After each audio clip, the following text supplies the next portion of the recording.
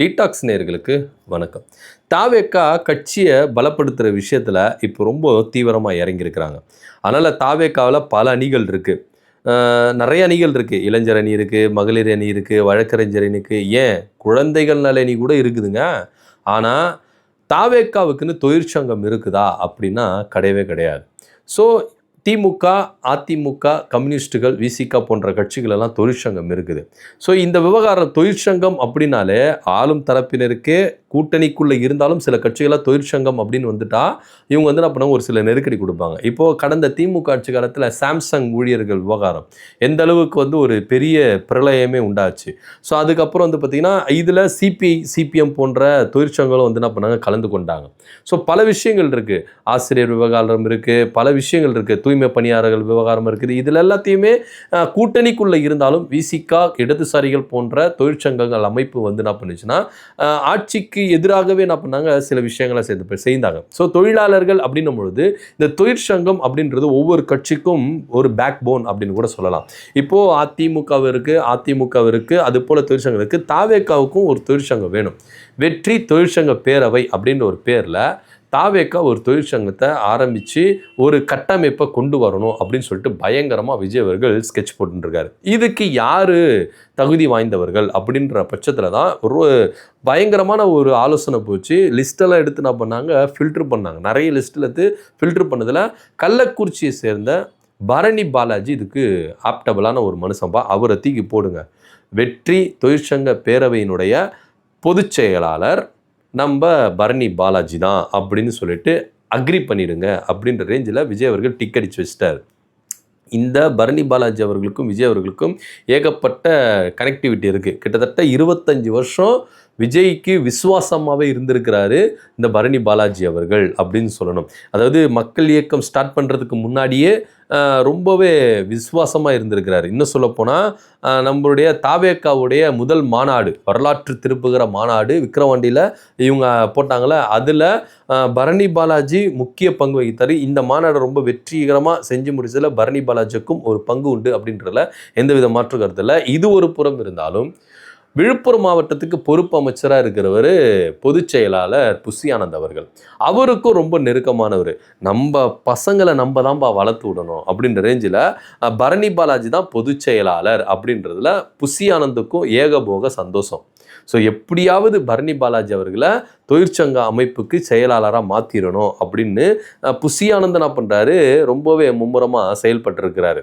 So அந்த வகையில் கன்ஃபார்மாக பரணி பாலாஜி தான் தொழிற்சங்க பேரவை தலைவர் அப்படின்றதுல எந்த மாற்று கருத்து இல்லை. ஆனால் கொஞ்ச நாளைக்கு முன்னாடி அதிமுக தொழிற்சங்கத்தை அப்படியே அலேக்கா கூட்டுன்னு வந்து தாவேக்காவில் இணைச்சார் கமலக்கண்ணன் அவர்கள். அவருக்கு ஏகப்பட்ட எக்ஸ்பீரியன்ஸ் இருக்குது. ஜெயலலிதா ஆட்சி காலத்தில் இருந்து தொழிற்சங்க பேரவை தலைவராக அவர் என்ன பண்ணியிருக்கார், தொழிற்சங்க தலைவராக கமலக்கண்ணன் இருந்திருக்கிறார். எடப்பாடி பழனிசாமி காலத்திலும் இருந்தார். ஆனால் இப்போது நம்ம தாவேக்காவுக்கு போனோம். ஏன்னா தாவேக்காவில் தொழிற்சங்கமே இல்லை. ஸோ அப்படி இருக்கும் பட்சத்தில் இதை அப்படியே அல்லேக்க கழட்டி எடுத்துன்னு போயிட்டாங்க. என்ன பண்ணலாம், நட்டுட்டோன்னா நம்ம தான் அடுத்து தாவேக்காவில் நம்ம எப்படி அதிமுகவில் நம்ம எப்படி அசைக்க முடியாத ஒரு இடத்துல இருந்தோமோ, அது ஜெயலலிதா ஆட்சி காலத்திலையும் சரி, அதே போல் எடப்பாடி பழனிசாமி காலத்திலும் சரி, நம்ம எப்படி அசைக்க முடியாத ஒரு இடத்துல இருந்தோமோ அதே போல் தாவேக்காவில் இருந்துடலாம் அப்படின்னு சொல்லிட்டு தான் கமலக்கண்ணன் அவர்கள் என்ன பண்ணார், பக்காவை ஸ்கெட்ச் போட்டு அதிமுகவுடைய தொழிற்சங்கத்தை அப்படியே அலேக்கா அதில் இருந்து நிர்வாகிகள் எல்லாமே, ஏன்னா அதிமுக தொழிற்சங்கன்றது போக்குவரத்து துறையில் இருக்குது, மின்சாரத்துறையில் இருக்குது, பல துறைகளில் இருக்குது. ஸோ பல இடங்களில் அதிமுக தொழிற்சங்கம் இருக்குது. அது அப்படியே அலேக்கா தூக்கின்னு வந்து என்ன பண்ணார், இங்கே நட்டார். ஆனால் இங்கே நட்டதில் ₹1 பிரயோஜனம் கிடையாது. இன்னைக்கு அவருக்கு அந்த பதவிகள் கொடுக்கப்படலை. ஏன்னா அவரே ஒரு பிளான் போட்டு வந்தார், அவர் பக்காவாக ஸ்கெட்ச் போட்டு வந்தார். இன்னைக்கு அவருக்கு பெரும் ஏமாற்றம்.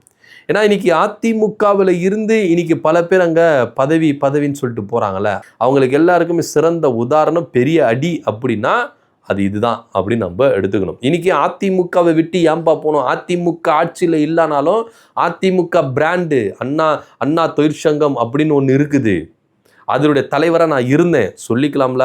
இன்னைக்கு இல்லை. நீங்கள் இப்போ அங்கே போய் டம்மியாக தான் இருக்கீங்க. கமலக்கண்ணன் அவர்கள் அவர் என்ன பிளான் போட்டார் ஏன்னா அங்கே வந்து தாவேக்காவில் நீங்கள் எடுத்துக்கிட்டீங்கன்னா எக்ஸ்பீரியன்ஸான பர்சனே கிடையாது, அரசியல்வாதிகள் யாருமே கிடையாது. இதுக்கப்புறம் தான் அவங்க கற்றுக்கணும், அரசியலை கற்றுக்கணும். இப்போ வந்திருக்கிற எம்எல்ஏக்களும் சரி, மினிஸ்டர்களும் சரி, எல்லாருமே அரசியல், இன்க்ளூடிங் விஜய் முதற்கொண்டு எல்லாரும் அரசியலை கற்றுக்குறாங்க. அரசியலில் கை தேர்ந்தவர்களா அப்படின்னா கிடையாது. ஸோ ஆட்சி அதிகாரத்துக்கு வந்துட்டாங்க, ஏதோ ஒரு புழுக்களில் மாட்டிக்கிடுச்சு, அவ்வளோதான். அந்த லக்கு தான், அந்த லக்கில் வந்து ஆட்சியில் வந்து உக்காந்துட்டாங்க. ஆனால் இது அரசியல் எக்ஸ்பீரியன்ஸா அப்படின்னா கிடையாது. இது அரசியல் மாற்றமா கிடையாது. அவங்களுக்கு கிடைச்ச ஒரு லக்கு, அதில் அவங்க என்ன பண்ணுறாங்க, ஆட்சி செஞ்சுட்டு இருக்கிறாங்க. இது நீடிக்குமா நீடிக்காதா அப்படின்றது தனி கதை. ஆனால் இப்போது அவங்க ஆட்சியில் இருக்கிறாங்க.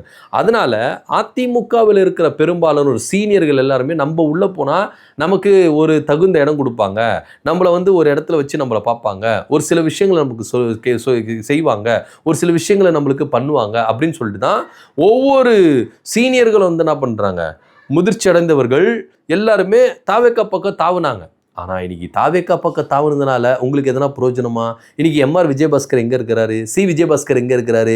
இப்போது ஒரு மேடையில் புசியானந்த் சொல்கிறாரு, மரகதம் குமரவேல் சகோதரி குமுறுது என் காதில் கேட்குது, 20 நாளாக பதவி தரம்னு சொல்லிட்டு என்னை ஏமாத்தின்னு வரீங்களா, கட்சியில் சேர்ந்துலேருந்து இது வரைக்கும் பதவி தரலன்னு சொல்லிட்டு அந்த அம்மா குமுறுது என் காதில் கேட்குதுன்னு சொல்கிறாரு புசியானந்த் அவர்கள். ஏன் சொல்கிறாரு? ஏன்னா பதவி தர முடியல. ஏன்னா நீங்கள் அவங்களுக்கு பதவி கொடுத்தீங்கன்னா இங்கே உங்களுக்காக உழைச்சவன் இருக்கான் பாருங்க, அவங்கெல்லாம் பதவி கேட்குறானுங்க, என்ன பண்ணுவீங்க? நீங்கள் யாரை சாக்ரிஃபைஸ் பண்ணுவீங்க?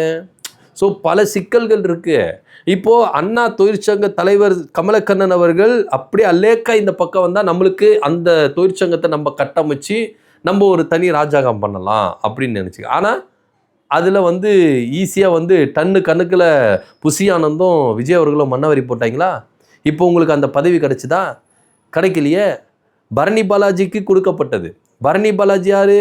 விஜய் அவர்களுக்கு விசுவாசமானவர், புசியானந்துக்கு ரொம்ப நெருக்கமானவர். ஸோ புசியானந்த் என்ன நினைக்கிறாரு, பரணி பாலாஜியை தூக்கி போடுங்க.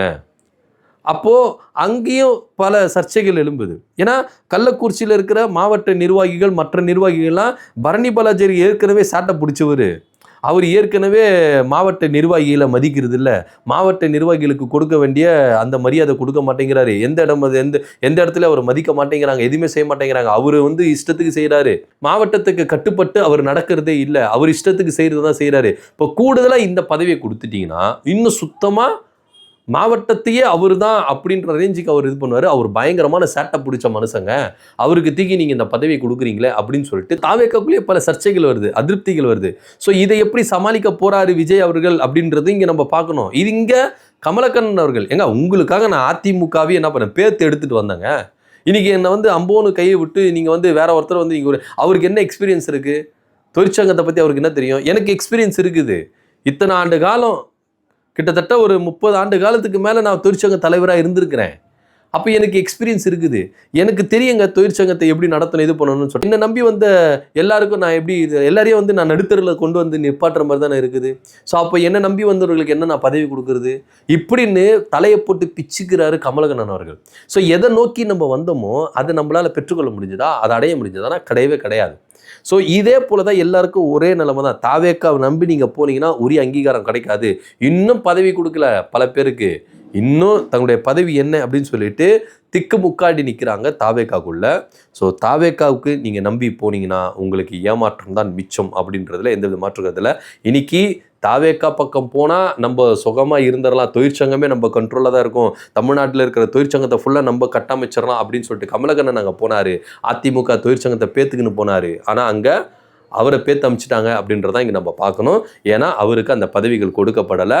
பரணி பாலாஜிக்கு தான் தாவேக்கா சார்பாக உருவாக்கப்படுகிற தொழிற்சங்கத்தினுடைய தலைவர், பொதுச் செயலாளர் அப்படின்றதுல எந்தவித மாற்றுக்கிறதுல. இதை பற்றியோட கருத்து என்ன அப்படின்னு கமெண்ட் பண்ணுங்கள். நன்றி, வணக்கம்.